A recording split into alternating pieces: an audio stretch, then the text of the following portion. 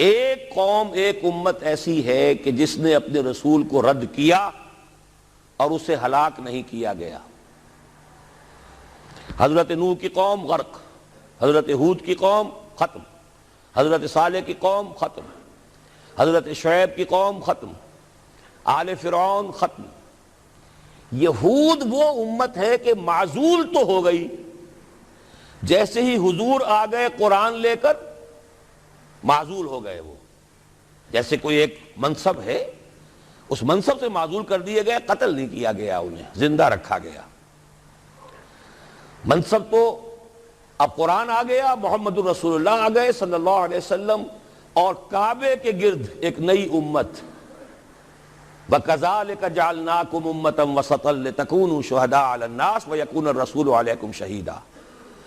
اگرچہ یہ امت 600 برس قبل قتل اور ختم ہونے کی مستحق ہو چکی تھی۔ کیوں؟ 600 برس قبل آئے تھے حضرت مسیح علیہ السلام، اور قرآن میں بھی ہے اور موجودہ بائبل میں بھی ہے کہ حضرت مسیح کو اسرائیل ہی کی طرف بھیجا گیا۔ صرف سورہ آل عمران میں ہے رسولاً الی بنی اسرائیل، یہ تو صرف محمد الرسول اللہ صلی اللہ علیہ وسلم ہے جنہیں پورے عالم انسانیت کی طرف بھیجا گیا، کوئی اور رسول تمام انسانوں کے لیے مبعوث نہیں ہوا۔ اور ابھی بائبل میں موجود ہے کہ میں صرف اسرائیل کے گھرانے کی کھوئی ہوئی بھیڑوں کی تلاش میں آیا ہوں۔ اسی لیے میں نے کہا تھا میں بھی امریکہ وغیرہ جاتا ہوں تو یہ اپنے پاکستانی ہندوستانی بھائی جو ہیں، یہ کھوئی ہوئی بھیڑیں وہاں جا کر جو ہیں وہ گم ہو گئی ہیں، ان گم شدہ بھیڑوں کی تلاش میں۔ تو اس کو اچھی طرح سمجھ لیجئے، حضرت مسیح کی بعثت تھی بنی اسرائیل کی طرف، اور بنی اسرائیل نے نہ صرف یہ کہ ان کو مانا نہیں، بلکہ الٹا اپنے بس پڑتے سولی پر چڑھا دیا، اپنے بس پڑتے۔ اس میرے الفاظ کو نوٹ کر لیجئے، گویا کہ یہ اب اس عذاب استیصال، آخری ہلاکت والے عذاب کے مستحق ہو گئے۔ لیکن یہ پوری انبیاء اور رسل کی تاریخ میں ایک استثناء ہے کہ اس میں جیسے آج کل ہم کہتے ہیں ججمنٹ ریزروڈ، حضرت مسیح کو اللہ نے زندہ اٹھا لیا،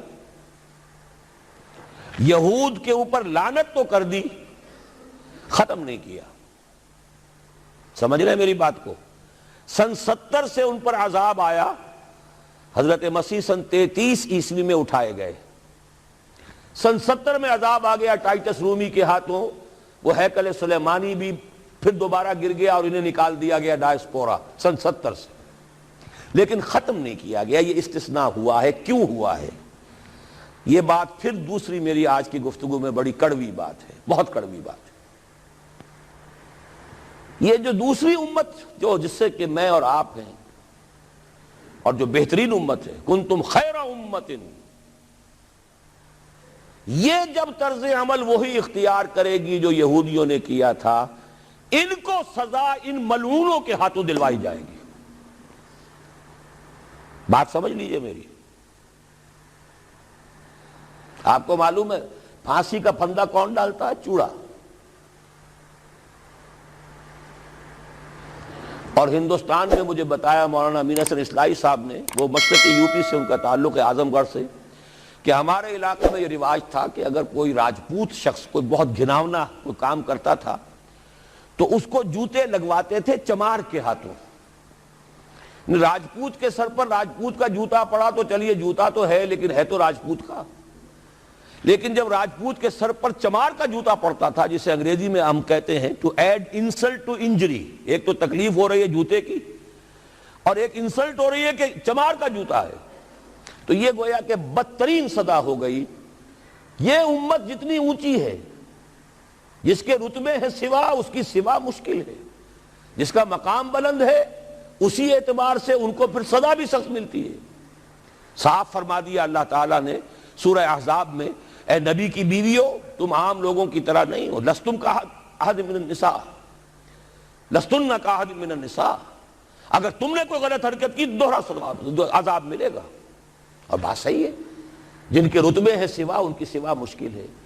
اس امت کو عذاب کے کوڑے مارنے والی قوم وہ ملعون اور مغضوب علیہم قوم ہے جس کے لیے قرآن مجید 2 دفعہ کہتا ہے ضربت علیہم الذلۃ والمسکنۃ وباؤوا بغضب من اللہ.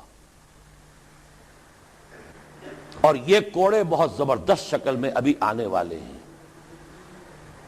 میری بات اب آپ نے سمجھ لی کیوں رکھا گیا یہود کو؟ یہ جلاد کیوں سنبھال کے رکھے گئے؟ انہیں بھی سزا دی گئی. اس صدی میں بھی ہٹلر کے ہاتھوں میں بھی 6 ملین 60 لاکھ اس نے ختم کیے. ان پر تو سزا کا سلسلہ چلتا رہا. ایکسٹرمینیٹ نہیں کیا، ختم نہیں کیا، باقی رکھا ہے. اس لیے کہ ان کو کوڑا بنا کر امت مسلمہ کی پیٹھ پر مارنا ہے کہ تمہارا رتبہ، تم محمد کے امتی صلی اللہ علیہ وسلم، ہمارے آخری رسول، ہمارے اکمل رسول، ہمارے خاتم النبیین، خیر البشر، اور ان کی امت ہو کر تمہارا حال یہ ہے. تو تم سزا کے مستحق جو ہو، وہ سزا ہے کہ جو اچھی طرح سمجھ لیجئے ہماری حال جو اس صدی کے آخر میں شروع میں ہوا تھا کہ تمام مسلمان غلام، اس غلامی کے اوپر جو مزید کوڑا تیار ہوا 1917 میں بالفور ڈیکلریشن کے ذریعے سے برطانیہ نے اجازت دے دی کہ یہودی آ سکتے ہیں، اب فلسطین میں آ کر آباد ہو سکتے ہیں. وہ مکان خرید سکتے ہیں، جائیداد خرید سکتے ہیں، زمینیں خرید سکتے ہیں. 1971 اس پر اندیشہ تھا کہ کہیں اگر خلیفہ عثمانی نے جہاد کا اعلان کر دیا، اس لیے کہ سلطان عبد الحمید کو بڑی سے بڑی رشوتیں پیش کر کے دیکھ لیا تھا انہوں نے کہ یہ جو ہمارے اوپر پابندی ہے کہ ہم فلسطین میں آباد نہیں ہو سکتے، جو کہو ہم تمہیں دولت دینے کو تیار ہے، یہ پابندی ختم کر دو. سلطان عبد الحمید ویسے جو بھی کچھ تھے چھوڑ دیجئے، لیکن یہ کہ اس نے کہا کہ جو معاہدہ عمر نے کیا تھا رضی اللہ تعالی عنہ، میں پیچھے نہیں جاؤں گا. لہذا خلافت ختم کروا دی، اور کروائی کس کے ہاتھوں؟ ایک مسلمان کے ہاتھوں. اس لیے کہ فری میسن تھا مصطفیٰ کمال پاشا، فری میسن. یہ سب یہودیوں کے ادارے. چاک کر دی ترک ناداں نے خلافت کی قبا، سادگی اپنوں کی دیکھ اوروں کی عیاری بھی دیکھ.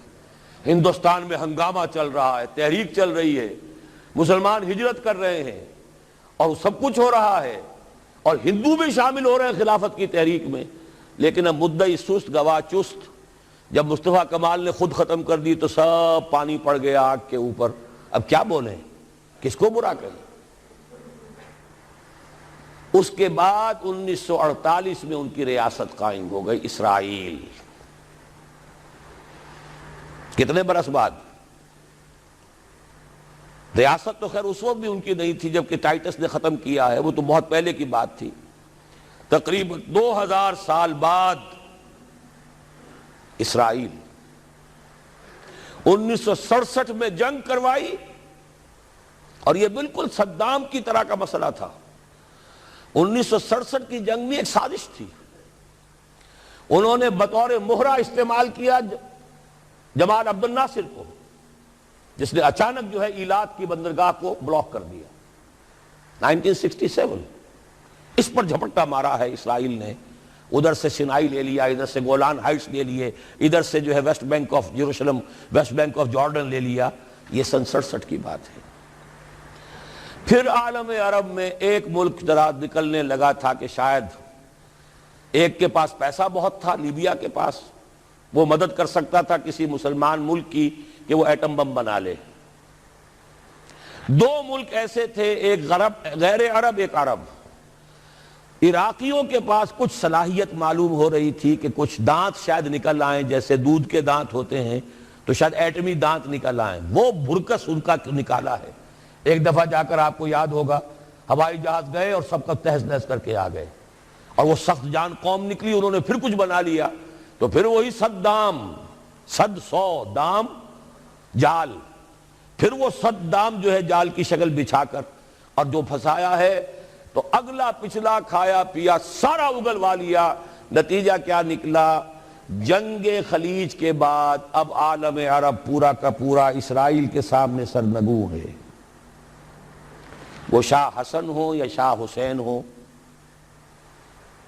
کچھ تو پہلے ہی اپنے تھے، چاہے شاہ فہد ہوں اور چاہے حسنی مبارک ہوں، اب رہ کون گیا؟ اس سے بڑی ذلت کوئی ہے؟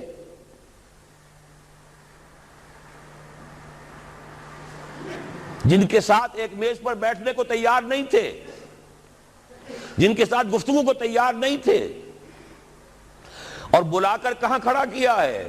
آؤ میڈرڈ میں، اسپین میں آؤ، اسپین سے شروع کروائیں گفتگو۔ اور اسپین کون سی جگہ ہے؟ مسلمانوں کا دنیا میں سب سے بڑا قبرستان، جہاں 800 برس حکومت کی اور پھر ایک ایک بچہ ختم کر دیا گیا، نام و نشان مٹا دیا گیا۔ 1492 میں فال آف گرینیڈا ہوا ہے، سقوط غرناطہ، اور 1992 میں ٹھیک 500 برس بعد یہ نیگوسیشن شروع ہوئی ہیں میڈرڈ کے اندر۔ اور اب جو صورتحال ہو رہی ہے، آپ اخبارات میں پڑھ رہے ہوں گے، وہ نام نہاد صلح کو توڑنے کے اوپر تلا بیٹھا ہوا اسرائیل۔ کیا ہوگا؟ ابھی میں ادھر جانا نہیں چاہتا۔ بہت بڑا ہنگامہ آ رہا ہے، بہت بڑا ہنگامہ آ رہا ہے، اور سب سے بڑا یہ عذاب کا کوڑا جو ہے یہودیوں کے ہاتھوں کس پر پڑے گا؟ عربوں پر۔ کیوں پڑے گا؟ اس لیے پڑے گا کہ اس امت مسلمہ میں عربوں کی فضیلت سب سے اونچی ہے۔ اصول تو وہی ہے، جن کے رتبے ہیں سوا ان کی سوا مشکل ہے۔ عرب کون ہیں؟ جن میں سے حضور تھے صلی اللہ علیہ وسلم۔ یہ رتبہ بلند ملا جس کو مل گیا، ہر مدعی کے واسطے دار و رسن کہاں۔ عرب کون ہیں؟ جن کی مادری زبان میں اللہ کا کلام ہے۔ مجھے اور آپ کو 100 پاپڑ بیلنے پڑیں گے قرآن کو سمجھنے کے لیے، ہماری بہت عظیم اکثریت تو پھر بھی نہیں سمجھ سکے گی، ترجمے پڑھ لے گی زیادہ سے زیادہ، اور کیا کرے گی؟ ان کی مادری زبان۔ انہوں نے جب پیٹھ دکھائی اور اس صدی میں کولونیل رول سے آزاد بظاہر ہو جانے کے باوجود کسی نے قبلہ راست کردم، کسی نے وہ قبلہ کر لیا واشنگٹن کی طرف، کسی نے کر لیا ماسکو کی طرف، تو بدترین سزا کے وہی مستحق ہیں۔ اور جان لیجئے کہ وہ ہولوکاسٹ مڈل ایسٹ میں آنے والا ہے، آرمگڈون، الملحمۃ العظمی۔ میں نے یہ ساری چیزیں اپنی ایک کتاب میں لکھ دی ہیں، سابقہ اور موجودہ مسلمان امتوں کا ماضی حال اور مستقبل۔ ایک موجودہ امت مسلمہ ہے ہم، ایک سابقہ امت مسلمہ ہے معزول شدہ، وہ ہیں یہود، اب بھی موجود ہیں، امت موسیٰ ہے، صاحب تورات ہے۔ ان کا ماضی کیا ہے، حال کیا ہے، مستقبل کیا ہے؟ مستقبل میں سب سے بڑا پیچ جو پڑنے والا ہے، جیسے پتنگوں کا پیچ ہوتا ہے، ان دو امتوں کا ہے۔ مڈل ایسٹ سب سے بڑی جنگ، تاریخ انسانی کی عظیم ترین جنگ کا میدان بنے گا، جس کو حضور نے نام دیا الملحمۃ العظمی، عظیم ترین جنگ۔ احادیث موجود ہے میری اس کتاب کے اندر، حوالوں کے ساتھ ہے، ٹیکسٹ کے ساتھ ہے۔ ویل للعرب من شر قد اقترب، ہلاکت اور بربادی ہے عرب کے لیے اس شر سے جو قریب آ چکا ہے۔ لیکن اب یہ بات تو پھر میرے اور آپ کے لیے ذرا دور کی ہو گئی۔ تیسری کڑوی بات اب آ رہی ہے۔ ابھی تو عربوں کی بات تھی نا۔ 120 کروڑ میں نے آپ کو بتایا تھا کہ مسلمان دنیا میں ہیں، ان میں 20 پلس 22-23 ہوں گے عرب ہیں، باقی 1 ارب 100 کروڑ یہ کون ہے؟ نان عرب، امیین، امیین نہیں آخرین، امیین تو وہ عرب ہیں۔ ان میں سے بقیہ میں سے سب سے بڑی مجرم قوم میں اور آپ ہیں۔ ہندوستان کا مسلمان نہیں، انڈونیشیا کا نہیں، ایران کا نہیں، ترکستان کا نہیں، افریقہ کا نہیں۔ 20 کروڑ عرب اور 10 پلس 11 ہیں یا 12 کروڑ ہیں، کتنے بھی ہیں پاکستانی نمبر 2 مجرم۔ کیوں؟ انہوں نے ایک ملک بنوایا اسلام کے نام پر، لاکھوں انسانوں کی جانیں گئیں، ہزارہا عصمتیں لوٹیں، کتنا بڑا تبادلہ آبادی ہوا، کتنی مسلمان عورتیں ہندوؤں کے قبضے میں رہ گئی۔ کس نام پر؟ ہمیں اسلام کے لیے ملک چاہیے، قائد اعظم نے فرمایا ہم اس لیے پاکستان چاہتے ہیں کہ اسلام کے اصول حریت و اخوت و مساوات کا ایک نمونہ عہد حاضر میں پیش کریں۔ 50 برس ہو چکے ہیں، نوٹ کر لیجئے، 2 حساب ہیں نا، ایک ہے شمسی ایک ہے قمری۔ قمری کے حساب سے 50 برس ہو چکے، 9 مہینے زائد ہو چکے ہیں۔ شمسی حساب سے 50 برس میں 9 مہینے کم ہیں، بس اتنا ہی فرق ہے۔ اگلے اگست میں ہو جائے گا نا 50 برس کرسچین ایرا سے، 1997 1947 اگست تک کتنے مہینے رہ گئے؟ اور قمری حساب سے جو گزشتہ رمضان مبارک تھا اس کی 27ویں کو 50 مکمل ہو چکے، آگے 9 مہینے اور گزر چکے، ہم بالکل بیچ میں بیٹھے اس وقت۔ تو اسلام کہاں ہے؟ پاکستان بننے کے بعد ایمانداری سے دیکھیے کس چیز میں اضافہ ہوا ہے۔ بدمعاشی، عیاشی، جھوٹ، فحاشی، عریانی، بے پردگی، غبن، بد امنی، لوٹ مار، بڑے سے بڑے جرائم، گھناونے سے گھناونے جرائم، سب میں اضافہ۔ وہ اصول حریت و اخوت مساوات کہاں ہیں؟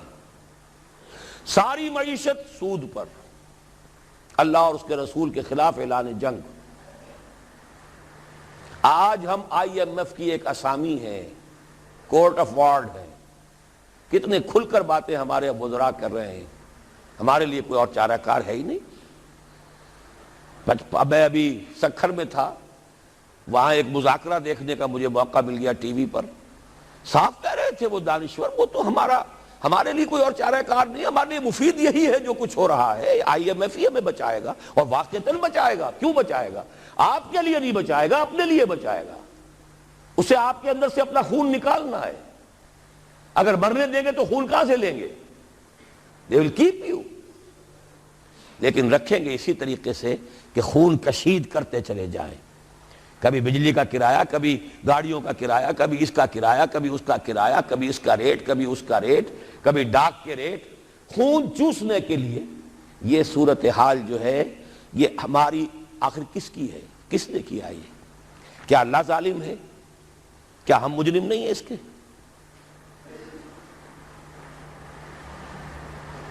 یہ اجتماعی جرم، اور کوئی ملک اسلام کے نام پر نہیں بنا، اچھی طرح نوٹ کر لیجئے۔ انڈونیشیا میں تحریک چلی وہ ملائی نیشنلزم کے نام پر، ملے نیشنلزم، عربوں نے انگریزوں سے نجات حاصل کی یا فرانسیسیوں سے، عرب نیشنلزم کے نام پر، العروبہ۔ صرف ایک ملک بنا تھا، پاکستان کا مطلب کیا؟ لا الہ الا اللہ۔ اور آج یہی وجہ ہے کہ کم سے کم عربوں کے ہاں خوشحالی تو ہے، جو ذلت آئی ہے ابھی ان پر اور مسکنت آئی ہے، کر کچھ نہیں سکتے، بے بس ہو گئے۔ جزیرہ